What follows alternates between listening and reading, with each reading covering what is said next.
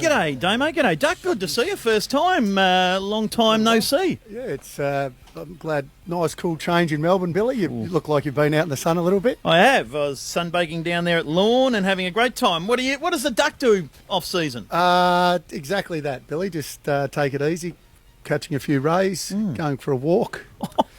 Power walk with the little weights and the little shorts. No, I'm only joking. Now, I look into the small paper today, Purple, and I see an article written by the head of football now, writing there, Mark Robinson.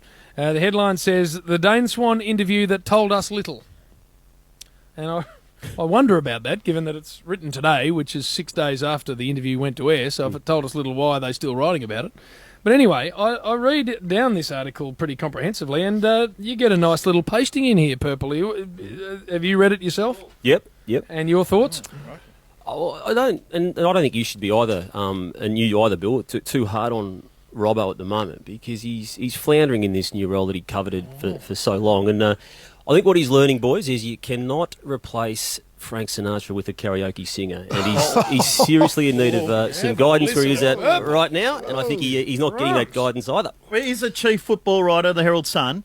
Is he now the chief? He's a chief football writer. Yeah, and the former guy was Mike Sheahan. Mike Sheahan was the Frank chief. Sinatra. He was number one. Yes. And you're saying now that Robbo's number... No, it's official, and everyone knows that. He's a chief football writer, Mark Robinson. Were you asked or pleaded with to be the chief football writer of the Herald Sun? Damien Barrett. Sorry, rephrase that question. Did the Herald Sun ask you to be the chief football writer? Yes or no? Put it to bed once and for all. No, Damo, yes or no? We've had conversations, Bill, but I'm not going into that particular. So in other part words, of it. you were going to be number one. Robbo's really off the bench to be number one. I believe that too. I don't reckon he's number one. Anyway, where's the unwritten rule that you don't bag your fellow teammates with Robbo? No, it's fair to say we haven't been teammates, and we're not teammates. But I think your point was right. Is that why you didn't take the number one, because you didn't want to be a teammate of Robbo's? I don't think anyone's a teammate of Robbo's, to be totally honest with you. Purple, but he doesn't operate that way. I'm reading this article. I mean, I know we can have some fun, but I'm reading this article, and it says in here it's an orgy of backslapping and wallet filling. Billy. But, JB, didn't we discuss... This interview went to air last Thursday. Everyone's had a crack at it. Eddie Maguire had his rightful crack at it Friday morning. It was discussed again as recently on TV as Monday night. And for some reason, he thinks that it's big news 6 days after it went to air. I mean, as I said, it was a very ordinary article. He's clearly floundering in that new role, and I think he needs some guidance actually to help him through what he's going through, because it's just an irrelevant piece.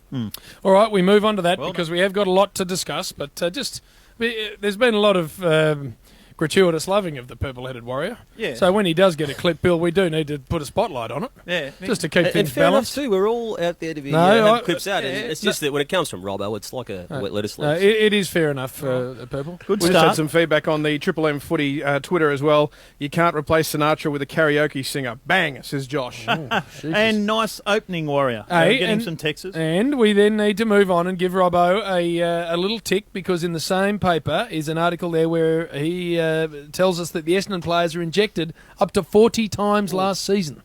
Yeah, look, that's what surprises me. To have, if that's true, and I don't believe everything I read in the paper, but to have 40 injections. Where are these injections given? Across the road. In the guts. In the stomach, a lot of them. In the stomach. Yep. Oh, so I don't know about you, Billy, but I was hiding behind the lockers for the flu shot. You never got injected? A flu shot every year, and I was the last one to get it, because I just hate needles. What about if you rolled your ankle? Oh no, I've had pain-killing injections, but when you're in pain, you don't mind those ones. Never went across the road at North Melbourne and had one in the guts? No, I never had one in the guts. No. No. What, to old Nick Theodosi? Get a coffee and have a chat while you look over the Ferrari? Car yard and lie in a Ferrari. Exactly. Now, we heard earlier on that Trav Cloke, just a $1,000 fine for parking in Purdy's car park, which has now been dropped, and he's doing community work, so that's all good. I would put it to you that back in the 90s, down there at Arden Street, you could park wherever you like. Middle of the oval if you chose. We had to park. We had to park about 2K away because we had portables, if you remember rightly. So we didn't have any car parks. You parked wherever you could get a park, and generally that was as close as you could to the other car, so then no one could get out. And you basically had to wait for about 5 cars to move, Billy, before you could go home. So You were the only bloke with a car, I you're reckon, better. back then. I Going that badly. most blokes had push bikes. You're exactly right. That's how it was at the Kangas, mate. So we can't compare. And Purple, is there anything in this story? How is it a story? I find it staggering. It's a story because it just seems to illustrate what is going on at certain clubs when it comes to discipline and protocol. But I sort of get it. I mean, if He's done it about. They say he's over the done course it, of a year. He's done it about 20 times. Has he? Yeah. That's what they say. So it's almost a rub in the face Yeah, of but Purdy. why has he done it? And it's not. I don't think it's been specifically each time 20 Gary Pert's times. car park, but there's an area that you can park out there at Westpac while it's being redeveloped, and there's areas you don't park. And he clearly ran. Not Eddie's. Imagine if it was Eddie's car. How's he park. parked in He Eddie's? wouldn't park Billy? in Ed's Well, spot. imagine if there Maybe was- he has. If he'd just sort of blocked Eddie in one day and Eddie was in a little bit of a hurry. He'd just ram you. back in, The did big 6-litre Lexus. Oh. Yeah, I wouldn't What be about going. Bucks? What about if he parked in Bucks' car park? Yeah, no, I think, was he riding He's a picked bike his and they didn't mark. want him to ride a motorbike? Is that There was story that true? story going around, yeah. Is it true, just to go back a couple of steps, is Oh. it true Carolyn Wilson also got, they tried to poach her to be the number one footy rider also at the Herald Sun? Bill? Well, Damo's... Oh, you're nodding. Right. Okay. He can't say much, Damo, but he's nodding. And, yes, that's what I heard. So Robbo was really third or fourth off the bench. Yep. All right, So Bill. who's going to be the new Pope? Duck? You, Billy. What's happened to Bill? Have you taken any interest in it? The black smoke today. Who was the last Pope? Benedict. Old eggs. Yeah. And so, He's called the head of the Catholic Church Eggs. Can you believe what we're dealing with? What's the black smoke mean, Bill? So you're all over it? they haven't come to agreement. It needs to be white, doesn't it? It's got to be white. All To the have arrived at a cardinals sit decision. down and they talk, and actually they're in prayer a lot of the time. So I think they just have a scotch over dinner.